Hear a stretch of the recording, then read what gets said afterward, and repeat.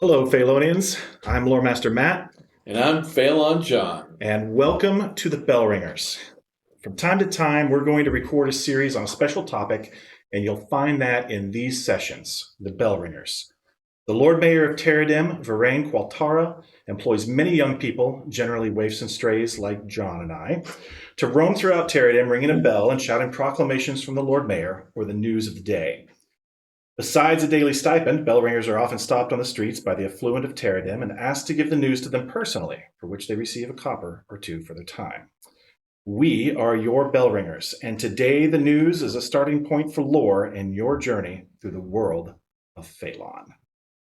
Bellringers, today we're going to be talking Matt's favorite Phalonian subject. Do I have that right? It is, yeah. Free City of Kuzaarl, all things Kuzaarl. Don't get me wrong. There's a lot of lovely things and places that I just dig on. I just want, I get asked that question all the time. What's your favorite faction? And so I gotta fess up. That's your term. Kuzaarl is definitely mine. It probably will forever remain that way. Okay. And today we're focusing on the Kuzaarl military and their religion. Yeah. And let's kick it off with their the branches of the military, different elements of the military that make them unique. Yeah. So last time I think we just kind of hit on the idea that service in the Kuzaarl military is compulsory. Everybody serves, and you don't just serve for a period of time. You remain on standby because there's so few Kuzaarl left that in an emergency, everyone is getting called up. It's not established canon, but I imagine older Khazaric kids, young Khazaric, um, going to encampments with their mothers and fathers to kind of learn the trade before they're called up to their compulsory service. You realize that you've just made it established canon. I do did that. But what else is there besides, Matt saying this is how I want to Huge head canon. That's right. Head canon becomes canon. But the idea that there's so few of them left and they're in such a precarious position that everybody has to serve, and it can't be another way right now. Right. Everybody learns weapons. Everybody learns military drill because when the rubber meets the road, they have to. And the Khazaric have 7 branches to their military. They have the scouts, they have their cavalry, and we've only kind of begun to mess with those with giant bears and things. Giant bears and goat riders. Well, you said it here first. I think probably not first. Yeah. I think we've hinted at that before, but definitely giant mountain goats.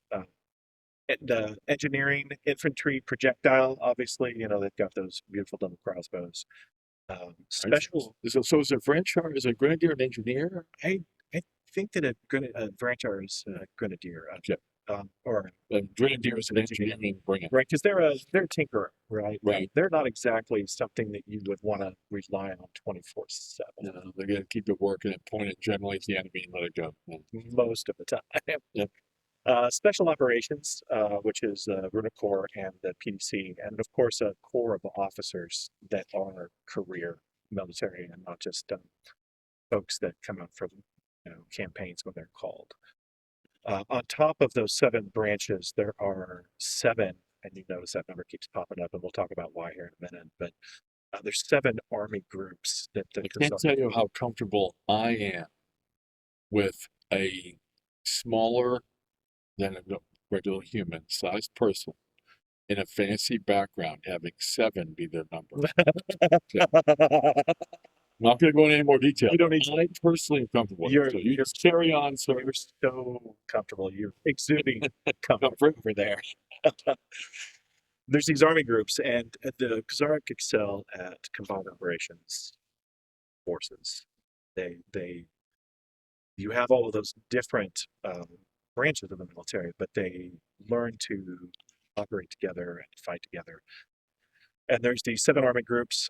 We have the Black Shields, the White Death, which... Can we talk about the White Death for a second? Yeah, we sure can. So these are guys with shields.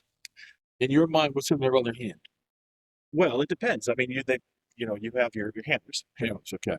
So we haven't seen these guys yet. You can't buy this model yet, right? Goat. Yes. I mean, the Stoneclaw Savage is riding a bear, and he's got a Zerodrak. He's got a two-handed spear. Right. So these guys are different. They're a shield and a hand weapon, They are. but they're on a. They're on go. They're on a go. They're Okay. on go. Right. So Okay. they have a heavy contingent of cavalry. Now, I'm just trying to create, I want Matt's DMs to fill with requests for White Death models ASAP. Why would that hurt his feelings? Yeah, Okay, it's carrying on. It's like, oh no. Stop. Yeah, they have this. They have the face of a Vecul painted on their shields. Scary. So the white. Okay. The Hammerfall, which are mostly infantry, and they're kind of the anvil upon which one of the other army groups would fall. The Blizzards, which are missile troops, mostly missile troops. The Red Hand, the Steel Wall, which you can guess are slower but definitely defensively minded troops, and the Gorad Guard, which are kind of the royal troops. They do a lot of guard duty around Binyamin. The council, yeah. Yeah, and so you have all of those. They each have a distinctive piece of their uniform that kind of identifies them, and they have a lot of esprit de corps within their own groups. But obviously, once or twice a year, they're going to be working with the other army groups in unison to drill, make sure that they're ready for whatever comes their way. Because they're dealing with Erdogan raids throughout the year, maybe even some wayward Grular coming up the valley between the Dorsing Dinar and the Great Northern Mountains. There's any number of different threats that they would have to face. So that is in a nutshell, and it's a very small nutshell, the Kuzaarl military. And of course, there'll be more about that as we go along. Okay, let's talk about their religious life. So the religion of the Kuzaarl is really interesting. They are direct worshippers of the Gaul. So obviously there are 9 Gaul, and very much like the Krajan we've talked about before, are direct worshippers of Gaul. But the Kuzaarl, Interestingly, at the other end of the world. isn't that interesting? Isn't that interesting? Yeah, talk about that later. Yeah. But the Kuzaarl only have room for 7 of them. 2 of them they just can't abide. The 2 that they can't abide are the Shroud and the Cage. Their imprisonment and slavery are just not something that they deal with, and they've seen so much death that they won't even execute those being punished for crimes. They will exile before they execute. So the Shroud and the Cage are definitely out. There was a time when they were part of the total worship, but the collapse of the Kuzaarl Federation and the way that they have to live now just doesn't leave room for it. And interestingly enough, there was a time when the Kuzaarl had huge temples and they had priests, and religion was a much larger thing for them. But as part of their reprioritizing, their Sovietization, as it is, it's disappeared. Religion is a fiercely personal thing, and it is shown, their devotion is shown through their actions every day. So they redirected all of the religious fervor of the Kuzaarl, and when the long way came around, they redirected it into work, basically, because survival. Yeah. Right? They had to survive, and religion became something that you didn't do on a certain day. They only have a few feast days a year that are religiously focused, and instead, the work that you do every day, whether it be in the mine or crafting something or whatever it is, that's your devotion. That's where you show your religious fervor. Awesome. As it is. So their names for their Gaul all begin with what we would call a G. Yes. Tell me about that. So instead of being called the Gaul, The Gosk. they're the Gosk. Yeah. And each of them start with a G. They're in their original form, they were probably the closest held to the Gaul that over a longer period of time.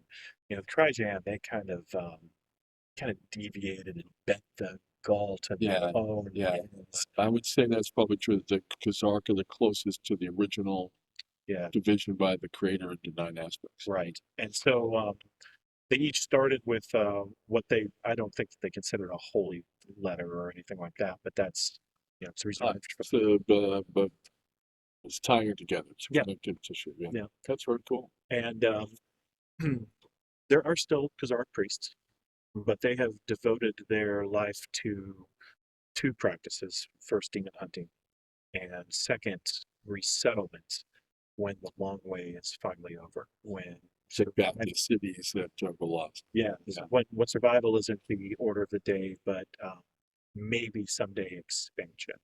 And that's a story arc, of course, that we'll want to tell in the future and talk about as being a possibility. Okay, so not too long ago, when we were doing one of these, we talked about either a podcast or a Bellringer. We were talking about Rochelle Yes. and their armor. Yes. So the first person that gets on the Sleeping Grush podcast channel on Discord and posts the 9 names that the Kuzaarl call, well, we know the Gaul, to them the Gosk. I will ask them for their mailing address and ship them a standard bond. That's awesome. Awesome. All right. Thank you all. Out there to be found, right? It is definitely out there to be It's found. tricky, but you got to be devoted. I mean, we're rewarded devoted with a white block or whatever. We definitely reward devotion.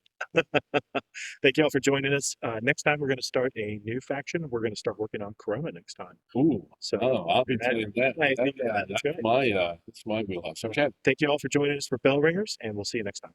see you next time.